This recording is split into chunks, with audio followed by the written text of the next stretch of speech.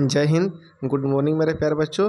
तो चलिए आ गया है आप लोगों के लिए 10th क्लास के हिस्ट्री के सेकंड चैप्टर का ऑब्जेक्टिव क्वेश्चन, जो कि 2025 के परीक्षा के दृष्टि से बहुत ही महत्वपूर्ण होने वाला है। तो जो भी बच्चे मेरे इस वीडियो को देख रहे हैं वो कॉलम कॉपी लेकर बैठ जाए और जो भी क्वेश्चन इसमें से दिया जा रहा है, जो आप लोग नहीं किए हुए हैं उसको आप नोट करते रहिए, और जो भी फैक्ट बताए जा रहे हैं क्वेश्चन को उसको आप लोग नोट अपने कॉपी में करते रहिए। चलिए शुरू करते हैं हम लोग पहले क्वेश्चन को। तो बच्चों, हम लोग का जो पहला क्वेश्चन है कि वैज्ञानिक समाजवाद का जनक किसे माना जाता है। मेरे प्यारे बच्चों, वैज्ञानिक समाजवाद का जनक कार्ल मार्क्स को माना जाता है, जो कि हमारा ऑप्शन नंबर डी सही हो जाएगा। कार्ल मार्क्स, इनको वैज्ञानिक समाजवाद का जनक माना जाता है, याद रहेगा आप लोग। देखते हैं अगला क्वेश्चन।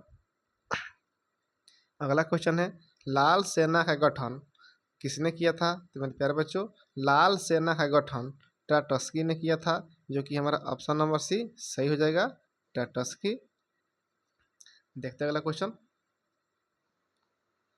अगला क्वेश्चन है रूस में कृषक दास प्रथा का अंत कब हुआ। मेरे प्यारे बच्चों, रूस में कृषक दास प्रथा का अंत सन 1861 में किया गया था। यह किसानों को राहत देने के लिए किया गया था। यह जो हुआ था बच्चों, यह जार अलेक्जेंडर द्वितीय के द्वारा किया गया था। तब याद रहेगा रूस में दास प्रथा का अंत कब हुआ था। तो 1861 में हुआ था। किसके द्वारा हुआ था। तो जार अलेक्जेंडर द्वितीय के द्वारा हुआ था। आप लोग इस बात को याद रखिएगा। देखते हैं अगला क्वेश्चन। अगला क्वेश्चन है बाबू, कम्युनिस्ट मैनिफेस्टो का प्रकाशन किस वर्ष हुआ था। मेरे प्यारे बच्चों, कम्युनिस्ट मैनिफेस्टो का प्रकाशन सन 1848 में हुआ था, जिसे हम साम्यवादी घोषणा पत्र के नाम से भी जानते हैं। इस कम्युनिस्ट मैनिफेस्टो का प्रकाशन कार्ल मार्क्स और फ्रेडरिक एंगेल्स के द्वारा दोनों ने मिलकर इसको प्रकाशित किया था। तो आपको याद रखेगा कब हुआ था। तो 1848 में हुआ था। किसने किया था। तो कार्ल मार्क्स और फ्रेडरिक एंगेल्स के द्वारा हुआ था। आप लोग याद रखेगा। देखते हैं बच्चों अगला क्वेश्चन। अगला क्वेश्चन है वार एंड पीस किसकी रचना है। तो मेरे प्यारे बच्चों, वार एंड पीस जो एक पुस्तक है, यह टॉल्स्टॉय की रचना है, जो कि हमारा ऑप्शन नंबर बी सही हो जाएगा, टॉल्स्टॉय। जो भी मेरे बच्चे इस वीडियो को देख रहे हैं वो प्लीज़ कॉपी कलम ले ले, और जो भी आप लोग इस क्वेश्चन को नहीं किए होंगे, इस क्वेश्चन का आप लोग अपने कॉपी में नोट कर लीजिएगा, क्योंकि यही सब क्वेश्चन आप लोग परीक्षा में आने वाला है, इससे बाहर कहीं से नहीं आएगा। देखते हैं बच्चों अगला क्वेश्चन। अगला क्वेश्चन है रूस में जार का अर्थ क्या होता है। मेरे प्यारे बच्चों, रूस में जार का अर्थ होता है रूस का राजा, यानी कि रूस का सम्राट। तो हमारा ऑप्शन नंबर इसमें से देखिए कौन होगा। ऑप्शन नंबर हमारा डी सही हो जाएगा, रूस का सम्राट, यानी कि रूस के सम्राट के, रूस के राजा को जार कहा जाता है। आप लोग याद रखेगा, रूस के राजा को जार कहा जाता है। देखते हैं बच्चों अगला क्वेश्चन।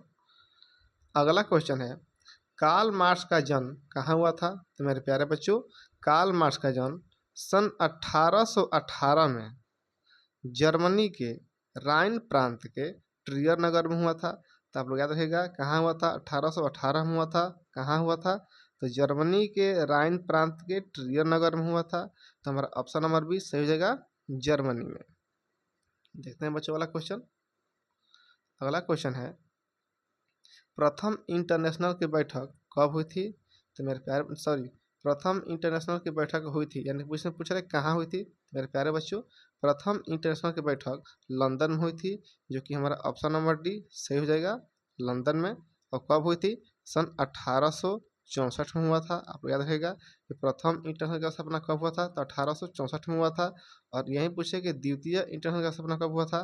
तो 1889 में हुआ था। आप लोग याद रखेगा, द्वितीय 1889 में, और फर्स्ट आप लोग का 1864 में हुआ था। और सेकेंड और थर्ड पूछेगा, थर्ड इंटरनेशनल की बैठक कहाँ हुई थी। मेरे प्यारे बच्चों, थर्ड इंटरनेशनल की बैठक सन 1919 में मॉस्को में हुआ था। मॉस्को में आप लोग याद रखेगा कहाँ हुआ था। थर्ड तो मॉस्को में हुआ था। सेकेंड कहाँ हुआ था। यह पेरिस में हुआ था। मेरे प्यारे बच्चों, आप सब इसको नोटिस करते रहिएगा कहाँ हुआ था, पेरिस में। और फर्स्ट कहाँ हुआ था। तो लंदन में हुआ था। फर्स्ट लंदन में हुआ था। जो भी बच्चे वीडियो देख रहे हैं वो लोग कॉपी कर ले लेंगे, और इस फैक्ट क्वेश्चन का आप लोग करते रहिए। तो मेरे प्यारे बच्चों, प्रथम इंटरनेशनल की बैठक 1864 लंदन में, सेकेंड का हुआ था 1889 पेरिस में, और थर्ड का हुआ था 1919 मॉस्को में हुआ था। तो आप लोग इसको करते रहिए। देखते हैं बच्चों अगला क्वेश्चन।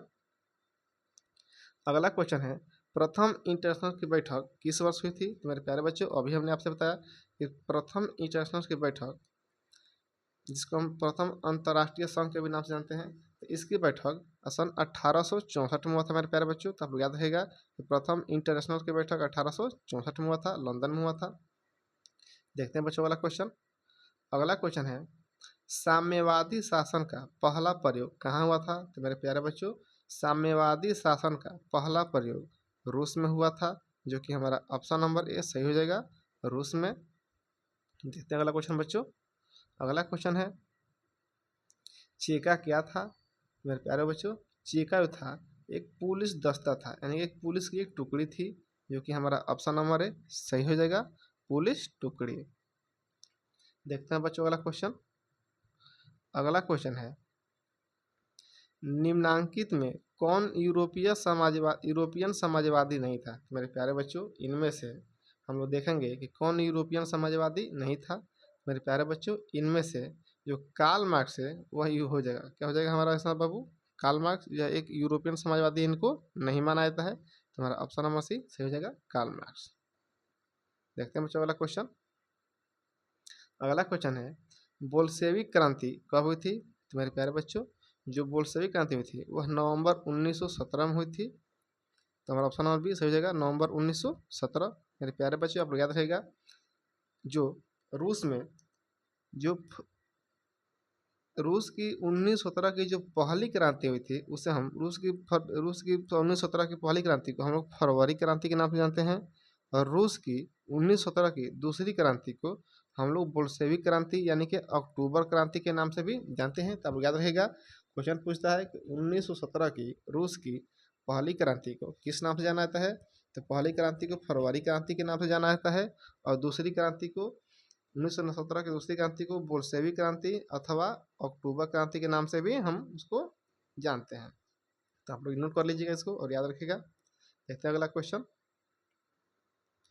अगला क्वेश्चन है, लेनिन की मृत्यु कब हुई थी? तो मेरे प्यारे बच्चों, लेनिन की मृत्यु सन 1924 में हुई थी, जो कि हमारा ऑप्शन नंबर डी सही हो जाएगा, 1924। मेरे प्यारे बच्चों, अगर पूछे कि लेनिन का जन्म कब हुआ था? तो मेरे प्यारे बच्चों, लेनिन का जन्म सन 1870 में हुआ था, और बोल्गा नदी किनारे हुआ था। किस नदी किनारे हुआ था? बोल्गा नदी किनारे हुआ था। आप लोग याद रखेगा कहाँ हुआ था? तो सॉरी, कब हुआ था? 1870 में हुआ था। कहाँ हुआ था? बोल्गा नदी के किनारे हुआ था। देखते हैं बच्चों अगला क्वेश्चन हम लोग। अगला क्वेश्चन है, अंतर्राष्ट्रीय महिला दिवस कब मनाया जाता है? तो मेरे प्यारे बच्चों, अंतर्राष्ट्रीय महिला दिवस 8 मार्च को मनाया जाता है, जो कि हमारा ऑप्शन नंबर डी सही हो जाएगा, 8 मार्च। देखते हैं बच्चों अगला क्वेश्चन। अगला क्वेश्चन है, ब्रेस्ट लिटोवस की संधि किन देशों के बीच हुई थी? तो मेरे प्यारे बच्चों, ये जो ब्रेस्ट लिटोवस की ये जो संधि आपको दिखा रहा है, यह ब्रेस्ट लिटोवस की संधि रूस और जर्मनी के बीच हुआ था, जो कि हमारा ऑप्शन नंबर डी सही हो जाएगा, रूस और जर्मनी के बीच हुआ था। यह संधि सन 1918 में हुआ था, 1918 में हुआ था। यह संधि रूस के लिए अपमानजनक संधि मानी जाती है। तो आपको याद रहेगा, कौन सी संधि रूस के लिए अपमानजनक संधि मानी जाती है? मेरे प्यारे बच्चों, 1918 की ब्रेस्ट लिटोवस की जो संधि है वह रूस के लिए अपमानजनक संधि मानी जाती है। यह क्वेश्चन पूछता भी मेरे प्यारे बच्चों, आप लोग याद रखेगा, कौन सी संधि रूस के लिए अपमानजनक संधि है? तो ब्रेस्ट लिटोवस की संधि है। कब हुआ था? 1818 में हुआ था। देखते हैं बच्चों वाला क्वेश्चन। अगला क्वेश्चन है, रूस का पहला समाजवादी कौन था? तो मेरे प्यारे बच्चों, रूस का जो पहला समाजवादी व्यक्ति था उसका नाम था प्लेखानोव, जो कि हमारा ऑप्शन नंबर बी सही हो जाएगा, प्लेखानोव। ये बहुत ही इंपॉर्टेंट बच्चों क्वेश्चन है, तो आप लोग इसको याद रखिएगा कि रूस का पहला समाजवादी कौन था। तो रूस का पहला समाजवादी मेरे बच्चों प्लेखानोव था, जो कि हमारा ऑप्शन नंबर बी सही है। देखते हैं अगला क्वेश्चन। अगला क्वेश्चन है, कार्ल मार्क्स का जन्म किस वर्ष हुआ था? तो मेरे प्यारे बच्चों, अभी आपको मैंने बताया कार्ल मार्क्स का जन्म सन 1818 में हुआ था। कहाँ हुआ था? तो वो हुआ था जर्मनी में हुआ था, और जर्मनी के किस नगर में हुआ था? तो जर्मनी के राइन प्रांत के ट्रियर नगर में हुआ था। आप लोग इसको याद रखिएगा। देखते हैं बच्चों अगला क्वेश्चन। अगला क्वेश्चन है, रास्पुटिन कौन था? तो मेरे प्यारे बच्चों, जो रास्पुटिन था वह एक भ्रष्ट पादरी था, अथवा इसको हम बदनाम पादरी भी कहते हैं। तो हमारा ऑप्शन नंबर सही हो जाएगा भ्रष्ट पादरी, अथवा इसको हम लोग बदनाम पादरी भी बोलते हैं। तो आप लोग याद रखिएगा रास्पुटिन कौन था? तो वह एक बदनाम पादरी था और एक भ्रष्ट पादरी था, बदनाम। देखते हैं बच्चों वाला क्वेश्चन। अगला क्वेश्चन है, लेनिन ने ब्रेस्ट लिटोवस की संधि किस राष्ट्र के साथ की थी? यानी कि मेरे प्यारे बच्चों, यहाँ बोल रहा है कि लेनिन था ब्रेस्ट लिटोवस की संधि किस राष्ट्र यानी कि किस देश के साथ किया था? मेरे प्यारे बच्चों, जो लेनिन था ब्रेस्ट लिटोवस की संधि जर्मनी के साथ किया था, जो कि हमारा ऑप्शन नंबर सी सही हो जाएगा, जर्मनी के साथ। देखते हैं बच्चों अगला क्वेश्चन। अगला क्वेश्चन है, नई आर्थिक नीति कब लागू हुई थी? तो मेरे प्यारे बच्चों, नई आर्थिक नीति सन 1921 में लागू हुई थी। और ऑप्शन नंबर है सही हो जाएगा 1921।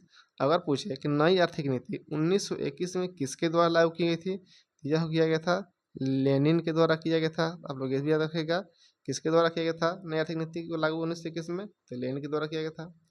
देखते हैं बच्चों अगला क्वेश्चन। अगला क्वेश्चन है, दास कैपिटल की रचना किसने की? तो मेरे प्यारे बच्चों, दास कैपिटल की रचना कार्ल मार्क्स ने किया था। मेरे प्यारे बच्चों, हमारा ऑप्शन नंबर डी सही हो जाएगा, कार्ल मार्क्स। दास कैपिटल की रचना कार्ल मार्क्स ने किया था। यह एक पुस्तक है, दास कैपिटल एक पुस्तक है जिसको हम समाजवादियों का बाइबल भी कहते हैं। आप याद रखिएगा समाजवादियों का बाइबल किसे कहते हैं? मेरे प्यारे बच्चों, समाजवादियों का बाइबल दास कैपिटल कहता है। और इसका पूछे कि दास कैपिटल का प्रकाशन कब हुआ था? तो 1867 में हुआ था। दास कैपिटल का प्रकाशन किसने किया था? तो कार्ल मार्क्स ने किया था। देखते हैं बच्चों वाला क्वेश्चन। अगला क्वेश्चन है, समाजवादी दर्शन किस पर बल देता है? मेरे प्यारे बच्चों, जो समाजवादी दर्शन है वह आर्थिक समानता पर बल देता है, जो कि हमारा ऑप्शन नंबर डी सही हो जाएगा, आर्थिक समानता। देखते हैं अगला क्वेश्चन। अगला क्वेश्चन है बच्चों, रूस के सम्राट को क्या कहा जाता है? तो मेरे प्यारे बच्चों, रूस के सम्राट को जार कहा जाता है, जो कि हमारा ऑप्शन नंबर बी सही हो जाएगा, जार। रूस में जार का मतलब है होता है रूस का सम्राट अथवा रूस का राजा। देखते हैं बच्चों वाला क्वेश्चन। अगला क्वेश्चन है, कॉमिंटर्न की स्थापना का उद्देश्य क्या था? तो मेरे प्यारे बच्चों, कॉमिंटर्न की स्थापना का जो उद्देश्य था उसका उद्देश्य था क्रांति का प्रचार करना, जो कि हमारा ऑप्शन नंबर बी सही हो जाएगा, क्रांति का प्रचार करना। आप लोग याद रखिएगा कॉमिंटर्न की स्थापना का उद्देश्य क्या था? तो क्रांति का प्रचार करना था। और यदि पूछे कॉमिंटर्न की स्थापना कब हुई थी, तो 1919 में हुई थी। कहाँ पर हुई थी? तो यह हुई थी मॉस्को में हुई थी। मेरे प्यारे बच्चों, ये जो मॉस्को देख रहे हैं यह मॉस्को रूस की राजधानी है। देखते हैं बच्चों वाला क्वेश्चन। अगला क्वेश्चन है, मजदूर दिवस कब मनाया जाता है? मेरे प्यारे बच्चों, मजदूर दिवस प्रत्येक वर्ष 1 मई को मनाया जाता है, जो कि हमारा ऑप्शन नंबर बी सही हो जाएगा, 1 मई को। मेरे प्यारे बच्चों, और पूछे कि मजदूर दिवस कब से मनाया जाना चालू किया गया? मेरे प्यारे बच्चों, मजदूर दिवस सन 1889 से मनाना चालू किया गया, और पहली बार मजदूर दिवस 1890 को मनाया गया था। देखते हैं बच्चों वाला क्वेश्चन। अगला क्वेश्चन है, समाजवादियों की बाइबल किसे कहता है? तो मेरे प्यारे बच्चों, समाजवादियों की बाइबल दास कैपिटल पुस्तक को कहा जाता है, जो कि हमारा ऑप्शन नंबर है सही हो जाएगा, दास कैपिटल। और इसकी रचना आपको अभी बताया, इसकी रचना किसने किया था? इसकी रचना कार्ल मार्क्स ने किया था। कब किया था? तो 1867 में किया था। आप लोग याद रखिएगा इसको, 1867 दास कैपिटल। देखते हैं बच्चों वाला क्वेश्चन। अगला क्वेश्चन है, कार्ल मार्क्स ने किसके साथ मिलकर कम्युनिस्ट घोषणा पत्र प्रकाशित किया? तो मेरे प्यारे बच्चों, दास कैपिटल ने सन 1848 में फ्रेडरिक एंगेल्स के साथ मिलकर समाजवादी घोषणा पत्र की प्रकाशन किया था, जो कि हमारा ऑप्शन नंबर सी हो जाएगा, फ्रेडरिक एंगेल्स। देखते हैं बच्चों वाला क्वेश्चन। अगला क्वेश्चन है, जार निकोलस द्वितीय की पत्नी जरीना किस देश की राजकुमारी थी? मेरे प्यारे बच्चों, ये बहुत ही इंपॉर्टेंट क्वेश्चन है कि जार निकोलस द्वितीय की पत्नी जरीना किस देश की राजकुमारी थी? तो मेरे प्यारे बच्चों, यह जो जरीना थी, यह ऑस्ट्रिया की राजकुमारी थी, जो कि हमारा ऑप्शन नंबर सी सही हो जाएगा। ऑस्ट्रिया, जरीना थी, ऑस्ट्रिया की राजकुमारी थी। देखते हैं बच्चों अगला क्वेश्चन। अगला क्वेश्चन है, फ्रांसीसी समाजवाद के विकास का जन्मदाता कौन है? मेरे प्यारे बच्चों, फ्रांसीसी समाजवाद के विकास के जन्मदाता सेंट साइमन को माना जाता है, जो कि हमारा ऑप्शन नंबर डी सही हो जाएगा। सेंट साइमन, मेरे प्यारे बच्चों, ये भी क्वेश्चन पीवीआई है और इम्पोर्टेंट है, इसका आप लोग याद रखेगा, सेंट साइमन। देखते हैं बच्चों अगला क्वेश्चन। अगला क्वेश्चन है, काम के अधिकार को संवैधानिक अधिकार का रूप सबसे पहले कहाँ मिला था? तो मेरे प्यारे बच्चों, आप लोग इस क्वेश्चन में कंफ्यूज मत होइएगा, क्योंकि बहुत सारे बच्चे इसमें इंग्लैंड को मारते हैं सही आंसर, जो कि इंग्लैंड नहीं होगा हमारा। काम के अधिकार को संवैधानिक अधिकार का रूप सबसे पहले जो मिला था वह सोवियत संघ में, यानी कि रूस में मिला था, तो जो कि हमारा ऑप्शन नंबर है सही हो जाएगा, सोवियत संघ। इसी को हम लोग रूस भी आज बोलते हैं, ठीक है, ध्यान रखिएगा। देखते हैं बच्चों अगला क्वेश्चन। अगला क्वेश्चन है, अप्रैल थीसिस किसने तैयार किया? मेरे प्यारे बच्चों, अप्रैल थीसिस जो है पुस्तक है, और इसको तैयार किया था लेनिन ने, जो कि हमारा ऑप्शन नंबर है सही हो जाएगा, लेनिन। देखते हैं बच्चों अगला क्वेश्चन। अगला क्वेश्चन है, 7 नवंबर 1917 की बोल्शेविक क्रांति का नेतृत्व किसने किया था? तो मेरे प्यारे बच्चों, 7 नवंबर 1917 की बोल्शेविक क्रांति का नेतृत्व लेनिन के द्वारा किया गया था, जो कि हमारा ऑप्शन नंबर भी सही हो जाएगा, लेनिन के द्वारा। बच्चों अगर यही पूछे कि नवंबर 1917 की मेन्शेविक क्रांति का नेतृत्व किसने किया था? तो मेरे प्यारे बच्चों, मेन्शेविक क्रांति का नेतृत्व जो किया था वह था,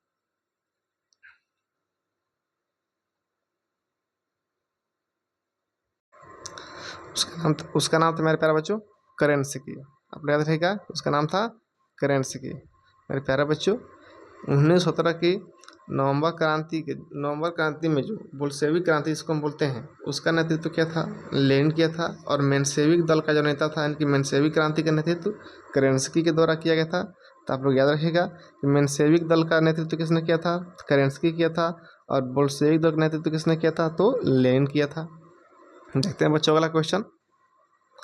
अगला क्वेश्चन है, माँ उपन्यास के लेखक थे, यानी कि जो माँ उपन्यास है, उस माँ उपन्यास के लेखक कौन थे? तो मेरे प्यारे बच्चों, माँ उपन्यास के लेखक मैक्सिम गोर्की थे, जो कि हमारा ऑप्शन नंबर सी सही होगा, मैक्सिम गोर्की थे। देखते हैं बच्चों अगला क्वेश्चन। अगला क्वेश्चन है, 1917 की पहली रूसी क्रांति के किस नाम से जाना जाता है? यानी कि बच्चों, 1917 की जो पहली बार जो रूसी क्रांति हुई थी, उसे हम किस नाम से जानते हैं? तो मेरे प्यारे बच्चों, 1917 की पहली रूसी क्रांति को फरवरी क्रांति के नाम से जाना जाता है, जो कि हमारा ऑप्शन नंबर है सही हो जाएगा, फरवरी क्रांति। देखते हैं बच्चों अगला क्वेश्चन। अगला क्वेश्चन है, नवंबर 1917 की रूसी क्रांति के बाद स्थापित सरकार का प्रधान कौन था? मेरे प्यारे बच्चों, नवंबर 1917 की रूसी क्रांति के बाद रूस में, यानी कि सोवियत संघ में जो स्थापित सरकार हुआ, उसका प्रधान लेनिन था, जो कि हमारा ऑप्शन नंबर भी सही हो जाएगा, लेनिन। बच्चों बार बार पूछता है कि लेनिन से पूछता है कि लेनिन का जन्म कब हुआ था? तो 1870 में हुआ था। लेनिन ने नई आर्थिक नीति कब लागू की थी? तो 1921 में की थी। लेनिन की मृत्यु कब हुई थी? तो 1924 में हुई थी। इसका जन्म किस नदी किनारे हुआ था? इसका जन्म वोल्गा नदी किनारे हुआ था। आप लोग याद रखिएगा इसको। देखते हैं बच्चों अगला क्वेश्चन। अगला क्वेश्चन है, समाजवाद शब्द का प्रयोग पहली बार किस वर्ष किया गया था? तो मेरे प्यारे बच्चों, समाजवाद शब्द का पहली बार प्रयोग 1827 में किया गया था। और किसके द्वारा, पूछे किसके द्वारा किया गया था? तो वो होगा लुई ब्ला। आप नाम सुने होंगे, लुई ब्ला। आप लोग इसको भी नोट कर लीजिएगा कि समाजवाद शब्द का प्रयोग पहली बार किस वर्ष हुआ था? 1827 में हुआ था। किसके द्वारा किया गया था? तो लुई ब्ला के द्वारा किया गया था। देखते हैं बच्चों वाला क्वेश्चन। अगला क्वेश्चन है, चार्टिस्ट आंदोलन कहाँ हुआ था? तो मेरे प्यारे बच्चों, चार्टिस्ट आंदोलन ब्रिटेन में हुआ था, जो कि हमारा ऑप्शन नंबर ए सही हो जाएगा, ब्रिटेन। देखते हैं बच्चों अगला क्वेश्चन। अगला क्वेश्चन है, विश्व में साम्यवादी शासन की स्थापना सर्वप्रथम किस देश में हुई थी? तो मेरे प्यारे बच्चों, विश्व में साम्यवादी शासन की स्थापना सबसे पहले रूस में हुआ था, जो कि हमारा ऑप्शन नंबर ए सही हो जाएगा, रूस में। देखते हैं बच्चों अगला क्वेश्चन। अगला क्वेश्चन है, वर्जिन स्वयाल उपन्यास के लेखक कौन थे? तो मेरे प्यारे बच्चों, वर्जिन स्वयाल उपन्यास के लेखक इवान तुर्गनेव थे, जो कि हमारा ऑप्शन नंबर बी सही हो जाएगा, इवान तुर्गनेव। मेरे प्यारे बच्चों, यह बहुत ही इंपॉर्टेंट क्वेश्चन है ये वाला, तो आप लोग याद रहेगा, वर्जिन स्वयाल उपन्यास के लेखक कौन थे? तो इवान तुर्गनेव थे। देखते हैं बच्चों अगला क्वेश्चन। अगला क्वेश्चन है, बोल्शेविक क्रांति का नेतृत्व किसने किया? तो मेरे प्यारे बच्चों, बोल्शेविक क्रांति का नेतृत्व लेनिन के द्वारा किया गया था, जो कि हमारा ऑप्शन नंबर सी सही हो जाएगा। आप लोग को अभी हम ऊपर बताएं कि बोल्शेविक दल का नेतृत्व लेनिन ने किया था और मेंशेविक दल का नेतृत्व केरेंस्की के द्वारा किया गया था, तो आप लोग इसको याद रखिएगा, केरेंस्की के द्वारा किया गया था मेंशेविक दल का नेतृत्व। देखते हैं बच्चों अगला क्वेश्चन।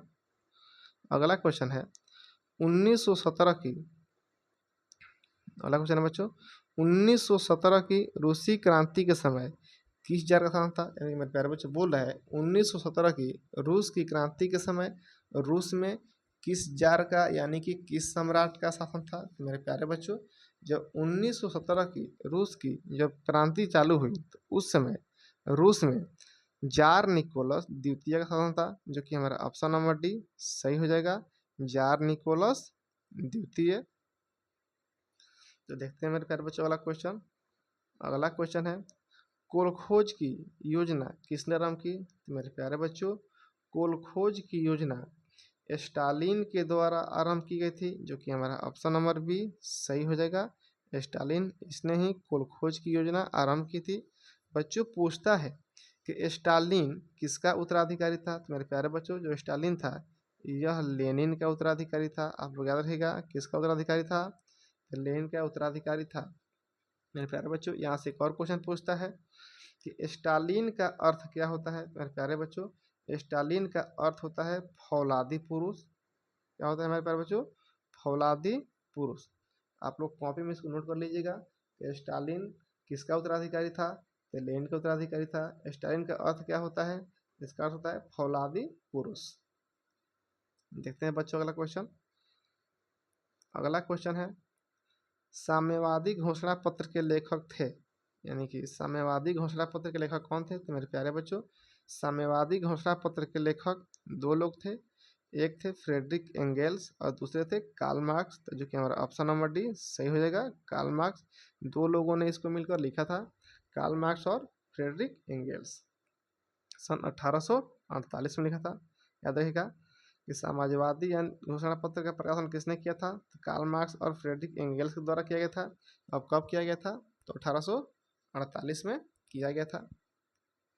देखते हैं बच्चों वाला क्वेश्चन। अगला क्वेश्चन है, 1917 की रूसी क्रांति का तत्कालीन कारण क्या था? तो मेरे प्यारे बच्चों, 1917 की रूसी क्रांति का तत्कालीन कारण था प्रथम विश्व युद्ध में रूस का हार जाना, यानी कि प्रथम विश्व युद्ध में रूस की पराजय जो था उसका तत्कालीन कारण था। 1917 की क्रांति का तत्कालीन कारण था। अब इसको याद रखिएगा, यह कई बार पूछ चुका है कि 1917 की रूसी क्रांति का तत्कालीन कारण क्या था? तो प्रथम विश्व युद्ध में रूस की पराजय इसका तत्कालीन कारण था। मेरे प्यारे बच्चों, आज के इस वीडियो में सिर्फ इतना ही। मिलेंगे हम लोग नेक्स्ट क्लास में। तब तक आप लोग इस वीडियो को देख चुके हैं तो आप लोग बताइए कि किस बच्चे ने कितना इस क्वेश्चन को सोल्व किया है और किसको कितना पहले से पता था। और जिसको जो भी क्वेश्चन पता नहीं था वो लोग वीडियो को डाउनलोड कर लेंगे अथवा अपने कॉपी में नोट कर लेंगे। मिलेंगे बच्चे हम लोग नेक्स्ट क्लास में। तब तक के लिए जय हिंद, धन्यवाद।